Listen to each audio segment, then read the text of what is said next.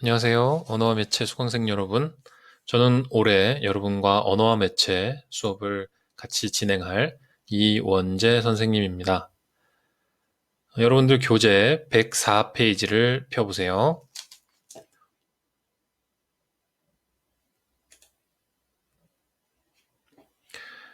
언어와 매체는 크게 국어 문법 영역인 언어, 그리고 여러분들이 의사소통의 도구로 사용하는 매체에 관해 배우는 두 부분으로 나뉘어져 있습니다. 그런데 매체는 사용해야 되는 자료가 굉장히 많기 때문에 온라인으로 하기에는 좀 제약이 많아요. 그래서 우리가 직접 만나서 공부를 하는 걸로 잠시 미뤄두고 온라인으로는 문법 영역을 공부를 먼저 하겠습니다. 102페이지에 나오는 국어의 음운과 표준 발음부터 공부를 함께 해볼 텐데요. 이 언어와 매체 수업은 약 15분에서 20분 정도 강의를 선생님이 탑재하는 걸 보시고, 그리고 그 강의 안에서 제시하는 과제를 과제방에 제출하시면 출석으로 인정하는 형식으로 진행하겠습니다. 자, 첫 번째 과제예요. 102페이지에 보시면 이 친구가 되게 갸우뚱하고 이 표정을 짓고 있죠. 그런데 요걸 읽어보시면 요 위에 있는 게 표기, 즉 글로 쓰는 거고요. 밑에 있는 게 그 글을 읽은 건데 어색하죠. 어, 이걸 읽으려면요. 꽃이라고 읽는 게 아니라 꽃이라고 읽어야 정확한 발음입니다. 그 정확한 발음을 표준 발음이라고 하는데요. 자, 첫 번째 과제예요. 이 6개의 단어들의 표준 발음을 자기 노트에다가 자필로 적어서 제출하시는 게 첫 번째 과제입니다. 제출 방법은 나중에 끄트머리에 다시 알려드릴게요. 자, 우리는 이 단원에서 이런 것들을 배우게 됩니다. 먼저 음운과 음운 체계, 그리고 음운의 변동까지만 우선 먼저 공부하겠습니다. 물론 지금 2학년인데 1학년 때도 문법을 배웠을 거고요. 중학교 때도 문법을 배웠을 텐데 사실 문법이란 게 배우다 보면 배울 때마다 새롭죠. 그래서 나는 도대체 왜 이런가 이렇게 자책하지 마시고 뼈대에다가 살을 계속 붙여나간다. 이런 생각으로 여러분들이 어, 아무리 기억이 안 난다 그래도 완전히 백지가 되지는 않았을 거란 말이에요. 그러니까 반복될 때마다 이런 게 또 새로 추가되는구나. 내가 옛날에 헷갈려 하던 개념은 이런 거였구나 라고 되짚으면서 조금씩 더 살을 붙여나간다. 개념을 튼튼히 해나간다. 예시를 더 추가해 나간다. 이런 개념으로 문법을 공부하시면 되겠습니다. 자, 104페이지를 본격적으로 좀 살펴보겠습니다. 화면을 좀 확대를 해볼게요. 자, 음운과 음운 체계인데요. 자, 교과서에 여러분들은 학습 목표를 잘 안 보고 지나치는 경우가 있어요. 하지만 선생님들은 수업을 할 때 학습 목표를 중심으로 수업을 구성하거든요.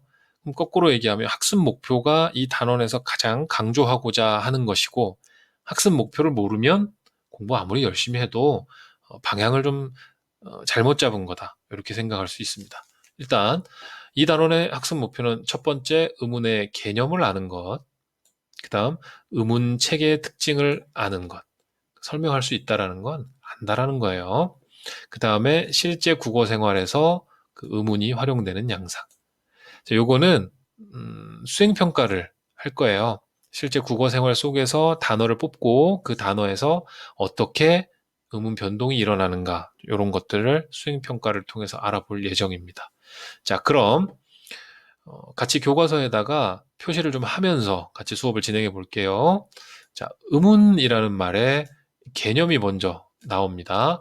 의문은 말의 뜻을 구별해주는 소리의 가장 작은 단위. 자, 이걸 요약하면요. 자, 의문이라는 것은, 자, 정의예요, 정의. 의문의 정의. 자, 말의 뜻을 구별해준다. 의미, 좀 어려운 말을 쓸게요. 변별이라고 합니다. 그 다음에 소리의 가장 작은 단위. 요 세 가지 조건을 모두 충족시키는 걸 의문이라고 합니다. 예를 들어 볼게요. 불과 풀이라는 단어가 있습니다. 불은 영어로 하면 예, 그렇죠. fire. 그 다음에 풀은요. grass. 아이고. 자, 그런데 이 우하고 리을은 그대로 유지가 되는데 비읍이 피읍으로 바뀌었기 때문에 의미가 달라지죠. 그리고 비읍을 쓰라고 하면 보통 우리가 그냥 이렇게 쓰지. 이렇게 아이고 참 쓰기도 어렵네. 이렇게 각각 쓰지 않습니다. 그 말은 비읍을 이렇게 쓰는 것이 최소다 이 말이죠. 이거를 더 이상 나누면 비읍으로서 기능을 하지 못한다. 이런 뜻입니다. 또 브하고 푸하고 소리가 다르죠. 즉 소리를 가리키는 기호라는 뜻이에요. 그래서 의미를 변별해주는 최소의 소리 단위라는 세 가지 조건을 모두 충족시키는 걸 의문이라고 합니다. 이해되시죠? 자, 그 다음에요. 의문의 구분에 대해서 좀 살펴보겠습니다. 의문의 구분. 자, 의문의 구분은 이 부분에 나옵니다.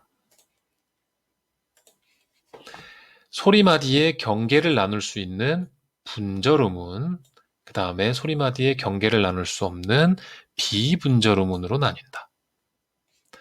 자, 요거를 조금 추가로 설명을 할게요. 의문의